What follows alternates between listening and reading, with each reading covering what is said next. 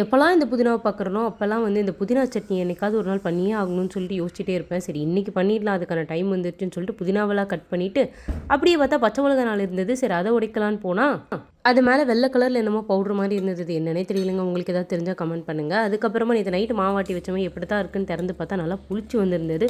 வெயில் காலம்ன்றதுனால மாவு பயங்கரமா புளிச்சிரும் போல இருக்கு. சரின்னு சொல்லி எடுத்து வச்சுட்டு பிரேக்ஃபாஸ்ட்டுக்கு இந்த கம்பு தோசையும் புதினா சட்னி பண்ணிக்கலாம் தாங்க ப்ரிப்பேர் பண்ணிட்டு இருந்தேன்.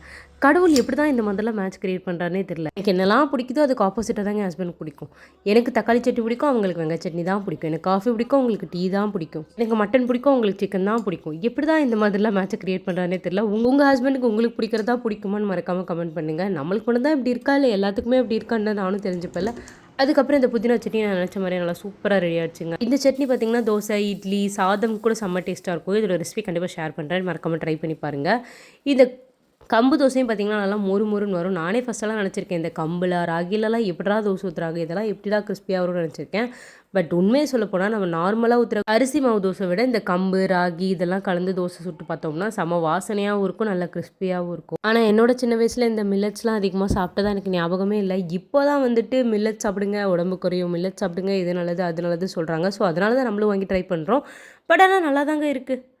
நீங்கள் என்னெல்லாம் மில்லட்ஸை விரும்பி சாப்பிடுவீங்கிறத மறக்காமல் கமெண்ட் பண்ணுங்கள். அதுக்கப்புறம் நானே என் பையனை நல்லா கதை பேசிட்டு உட்காந்து மார்னிங் பிரேக்ஃபாஸ்ட் சாப்பிட்டு முடிச்சாச்சு.